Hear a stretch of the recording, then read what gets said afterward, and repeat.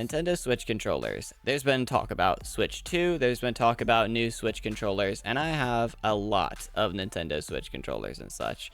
I have the OLED and the regular Nintendo Switch, and out of both of them, they still have these flat designs on them. And before I jump entirely into the video, this video is going to be different than my normal videos. And please don't just click away because it's different, because the best way to support my channel and the best way to support me as a content creator that spends lots of time making these videos is by watching all the way to the end. And this video, again, I'm going to say this a lot of times just to remind you, I am not paid to say anything. And why am I saying that? Because it's about a controller for the Nintendo Switch. And a lot of people are paid to say stuff about controllers for Nintendo Switch. I was sent this controller, but I was not paid to say anything about it. And if I didn't end up liking the controller, I could always just not make a video about it. You know how that works. But it is actually insane. And the specs and everything about this controller are actually really, really good. And I'm going to dive into all of that in today's video.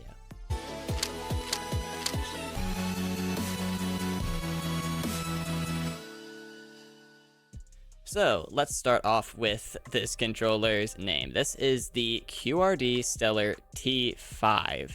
And while that might be a mouthful to say, it is a lot of cool stuff. And there's a lot of extra buttons on this thing, including these ones on the side, which I'm going to get into what those do. They're pretty special when it comes to Splatoon especially.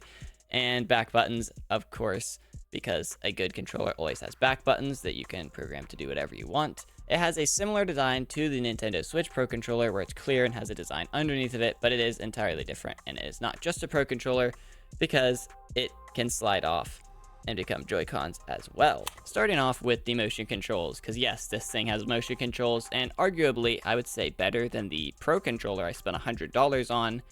And I can't really show that in a video because there's just lag time between camera input and computer taking that in, and really you wouldn't be able to tell.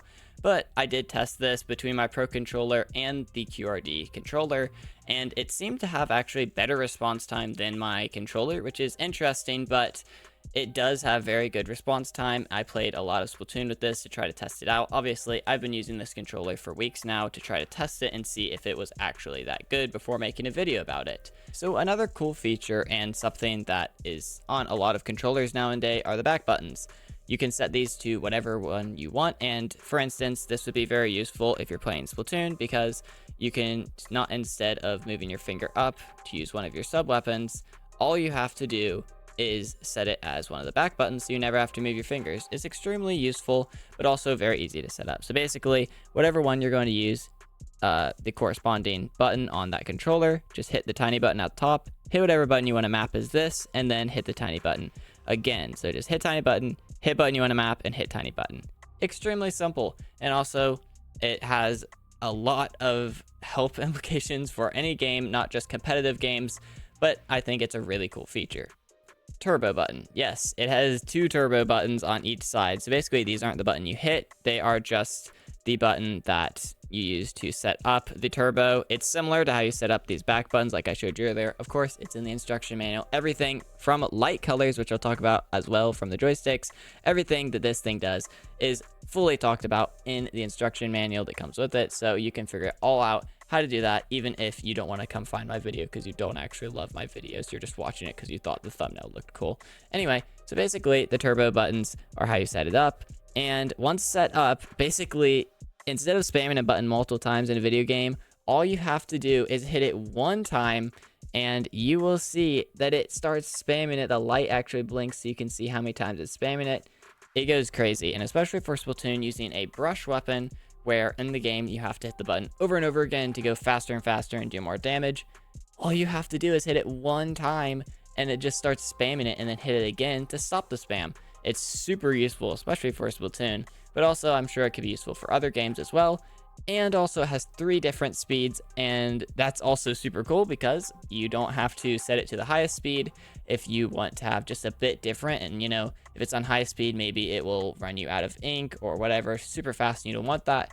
But I set mine to the highest speed because, you know, I'm crazy like that.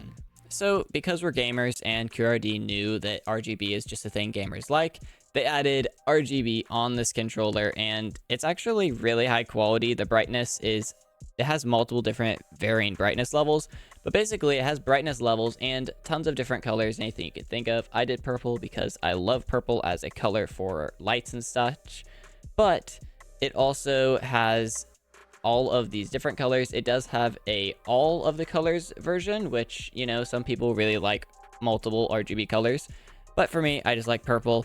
You can set this up just as easy as setting up any of the other buttons. Of course, it says in the instruction manual. But yeah, it has RGB, and that's super cool because us gamers just love our RGB, and it makes the controller look a lot different and stand out as well.